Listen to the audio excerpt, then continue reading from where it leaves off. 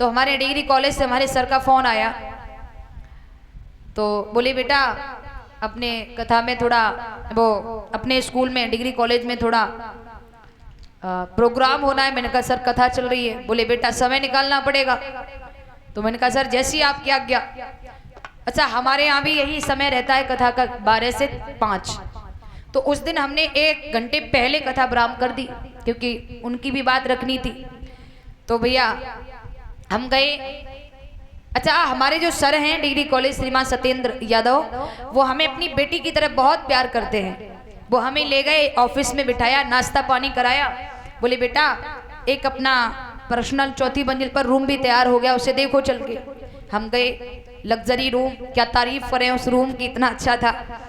उसमें इतना सुंदर तो बेड पड़ा था, शायद जिंदगी में हमने पहली बार देखा। इतना लग्जरी रूम था, एसी रूम, बड़ा क्या बताऊं मैं, क्या तारीफ करूं। लेकिन गड़बड़ जो है गई कब बेड पे कुत्ता लेटो। सर बोले क्या हुआ आकृति, मेरा रूम अच्छा नहीं लगा? मैंने कहा सर 1 नंबर है आपका रूम, बहुत सुंदर है। अरे तुमने मेरा डॉगी नहीं देखा, डॉगी कैसा लगा? अच्छा वो हमारे सर, हम उनसे कुछ कह नहीं पाए। मैंने कहा सर ठीक है, इसका मतलब तुम्हें अच्छा नहीं लगा? मैंने कहा नहीं सर अच्छा है। मैंने कहा सर अपने कॉलेज में गौशाला भी थी, जहाँ से मैंने इंटर या डिग्री कॉलेज जो भी है जहाँ से मैं पढ़ी हूँ वहाँ गौशाला थी, आज भी है। लेकिन परिवर्तन इतना हो गया, पहले पास थी अब की दूर कर दी उन्होंने। तो मैंने कहा सर अपने यहाँ गौशाला भी थी, वो कहाँ है? बोलिए बेटा वो गौशाला एक खेत मैंने खरीद लिया, उसमें बना दिया, अपने डिग्री कॉलेज से थोड़ी दूरी पर है। तो मेरे दिमाग में आई बारे बार प्रभु कि बंसी वाले कहाँ सो रहा है और तेरी दुनिया में क्या हो रहा है।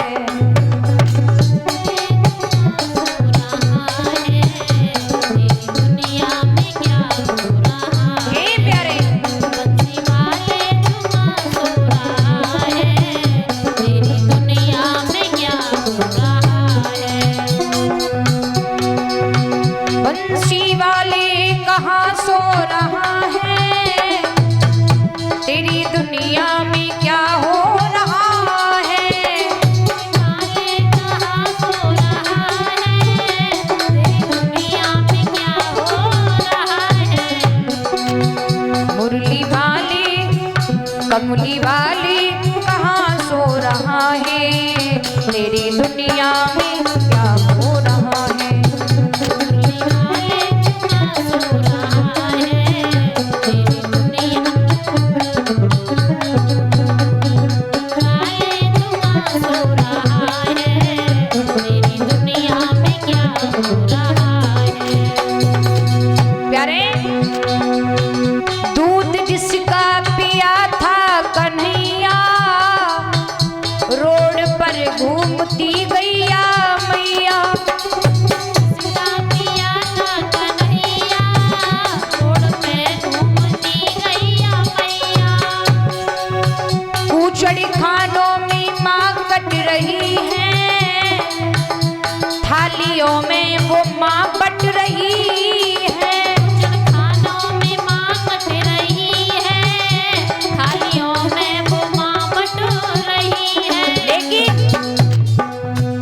कुत्ता एसी में क्यों सो रहा है, कुत्ता एसी में क्यों सो रहा है, तेरी दुनिया में क्या हो रहा है। कुत्ता एसी में क्यों सो रहा है, तेरी दुनिया में क्या हो रहा है। कुत्ता एसी में क्यों सो रहा है, तेरी दुनिया में क्या हो रहा है। बंसी वाले मुरली वाले कमली वाले कहाँ सो रहा है, तेरी दुनिया में क्या हो रहा है। बंसी वाले कहाँ सो रहा है, तेरी दुनिया में क्या हो रहा है। मुरली वाले कहाँ सो रहा है, तेरी दुनिया में क्या हो रहा है। मेरी माँ इसलिए हर घर में गाय का होना बहुत जरूरी है। सुनिएगा,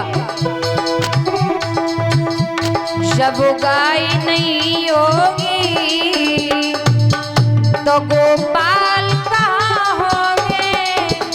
जब गाय नहीं होगी तो गोपाल कहाँ होंगे। जब गाय नहीं होगी गोपाल कहाँ होंगे। प्यारे, जब गाय नहीं होगी गोपाल कहाँ होंगे। जब गाय नहीं होगी गोपाल कहाँ होंगे। जब गाय नहीं होगी गोपाल कहाँ होंगे। हर एक समस्या का समाधान कहाँ होगा। हर एक समस्या का समाधान कहाँ होगा। हर एक समस्या का समाधान कहाँ होगा। प्यारे, हर एक समस्या का समाधान कहाँ होगा। जब गाय नहीं होगी तो गोपाल कहाँ होंगे। जब गाय नहीं होगी तो गोपाल कहाँ होंगे। जब गाय नहीं होगी गोपाल कहाँ होंगे। जब गाय नहीं होगी गोपाल कहाँ होंगे।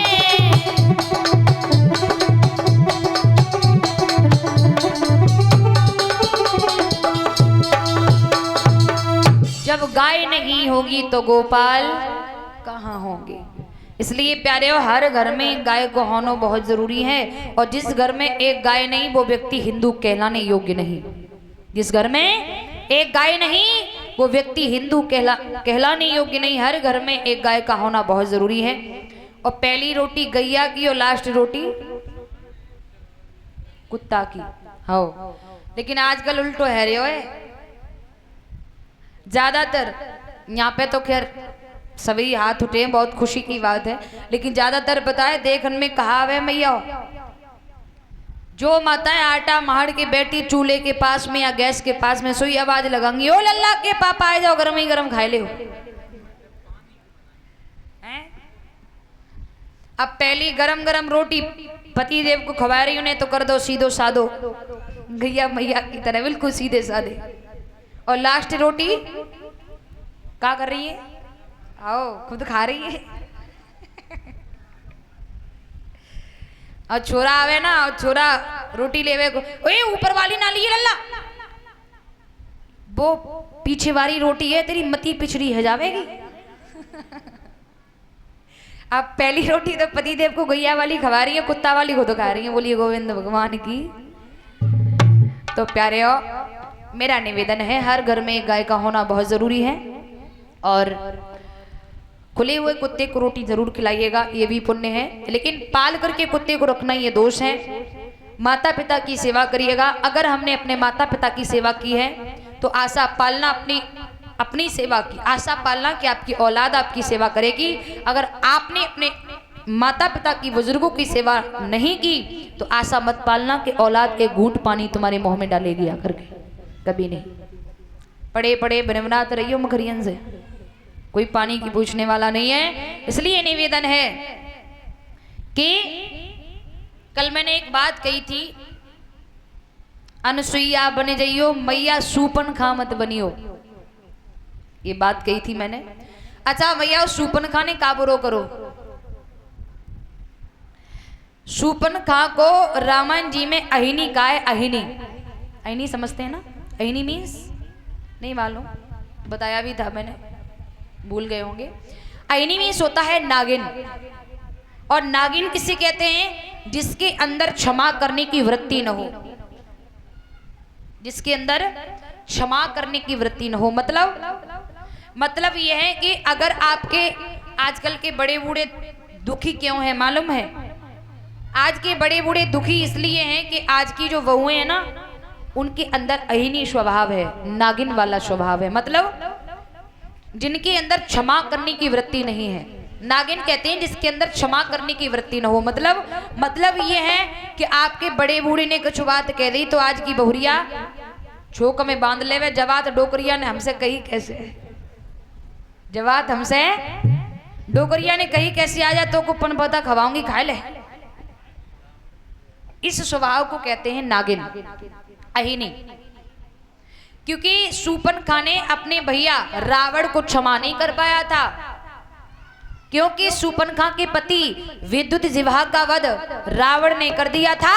उसी दिन से शूर्पणखा ने ये प्रण कर लिया था, ओरे रावण अपने पति को बदलो, केवल तो ना है ते पूरे वंश को मरवाएगी लूंगी मैं, अगर मैंने ना लो तो मोह शूर्पणखा मत कहिए।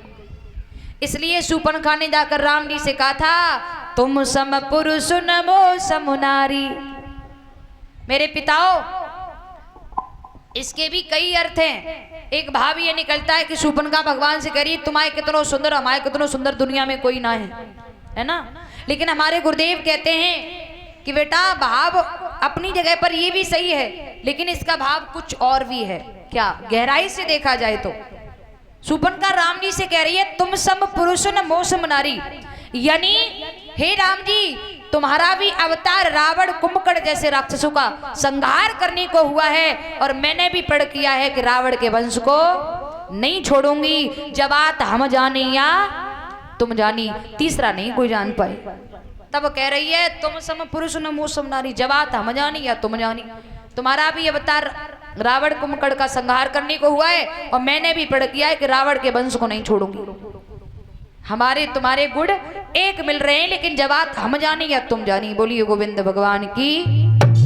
तुम याओ, मेरो निवेदन है जो अहिनी वालो स्वभाव ना रखियो। अगर आपके बड़े बूढ़े आपसे कुछ कह देवे तो आप उसे इग्नोर कर देना, ये सोच करके अरे बड़े बूढ़े हैं कहते रहते। आप जानते हैं कि बुढ़ापे में बालक बुद्धि और बुढ़ापे की बुद्धि एक हो जाती है, एक हो जाती है। तो आप ही सोच करके इग्नोर कर देना, अरे बड़े बूढ़े हैं चिल्लाते रहते, चिल्लाने दो, मेरा फर्ज है उनकी सेवा करना, मैं उनकी सेवा क्यों छोड़ूं, है ना।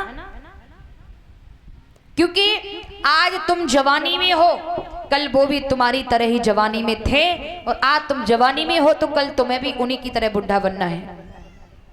इसलिए हाथ जोड़कर निवेदन है अपने बुजुर्गों की सेवा करें और अपने से बड़े का सम्मान करें। आजकल लोग पता है पैर छूते हैं, पैर छूना भी लोगों ने फैशन में परिवर्तन कर दिया, फैशन बना दिया है। हाँ, पैर कैसे छू रहे हैं आजकल लोग, घुटने, कोई घुटने छू रहे हैं। क्यों लल्ला राहुल, सही बात है। और का कोई घुटने छू रहे, कोई कछुना जंगाएं छू रहे, और कोई ज्यादा मोटे में पेट तो पेटी मिला लेते हैं। सही कह रहे हो, नहीं झुको जा रहा उन पर। मोटे ही मोटे मिल गए तो पेट ही पेट मिल गए, नमो नारायण है। लेकिन प्यारे हो, आजकल लोगों ने पैर छूना भी फैशन में परिवर्तन